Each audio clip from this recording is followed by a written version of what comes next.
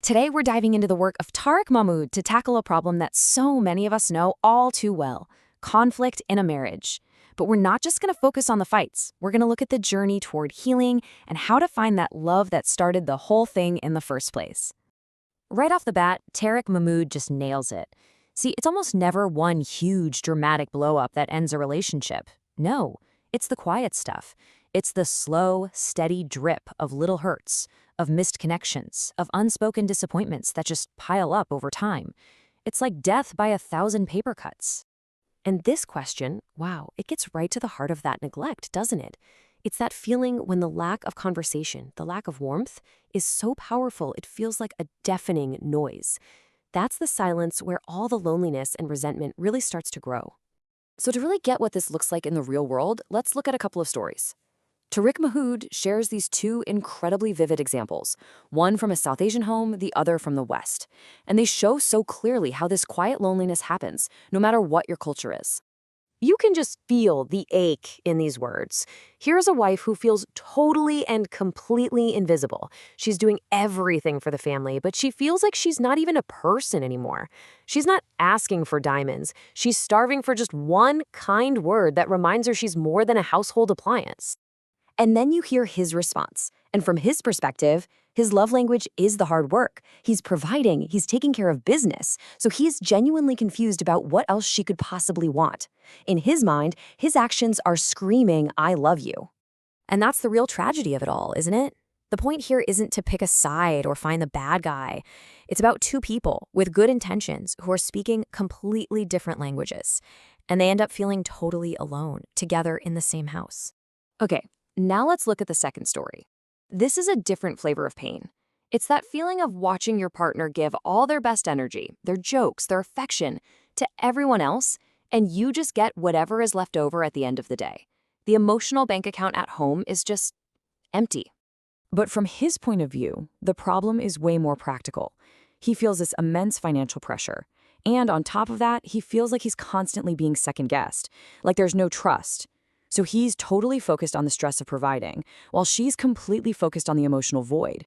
So these stories, they aren't just random bad days. According to Tariq Mahmoud, they point to something much deeper, a fundamental difference in how men and women often process the world. And understanding this is the key to figuring out why these collisions happen over and over again. Now this slide, this really lays out the whole disconnect so clearly. You've got men often coming from a place of logic. For them, love is an action, providing, fixing things, being responsible. Then you have women, often coming from a place of emotion. For them, love is felt through connection, through words, attention, and feeling appreciated. So you can see the crash coming, right? He feels disrespected for all his hard work, and she feels invisible because her emotional needs are completely unmet. And this brings us to a huge concept called assumed effort. This explains that classic feeling of, he just changed after we got married. The thing is, the effort probably didn't stop. It just transformed. It went from the very intentional effort of dating, the flowers, the compliments, to the assumed effort of just doing your daily duties. But nobody ever talked about the change, so the new effort just goes completely unnoticed. Okay, so we've spent a lot of time on the problem. Enough of that. Let's get to the good stuff, the solutions. We're going to start with some incredibly simple, practical steps that Tariq Mahmoud suggests for husbands to start bridging that emotional gap and make their wives feel seen again. This right here is the guiding principle for everything that follows. It's not some complex psychological puzzle. It's as simple as this: create an environment of appreciation. Honestly, just think of it like watering a plant. Appreciation is the water. Without it, love just withers. And just look at how simple these actions are. We're not talking about grand, expensive gestures. These are small, daily deposits into what you could call the emotional bank account. Just say the words, notice her, ask about her world. And this last one is huge. Let go of the need to win. Because when you win an argument, you almost always lose the connection. And if you think this all sounds too simple to actually work, just listen to this example. It wasn't about the price of the flowers. It was the message behind them. It said, "Even when I was busy today, I was thinking of you." That one simple gesture was enough to make her feel valued and seen, and it literally changed the entire dynamic of their home. But of course, this is a two-way street. It has to be. Wives also have incredible power to shift the emotional climate of a marriage.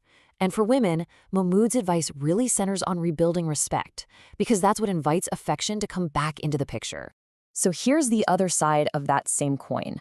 Just like a woman blooms with appreciation, a man softens with respect.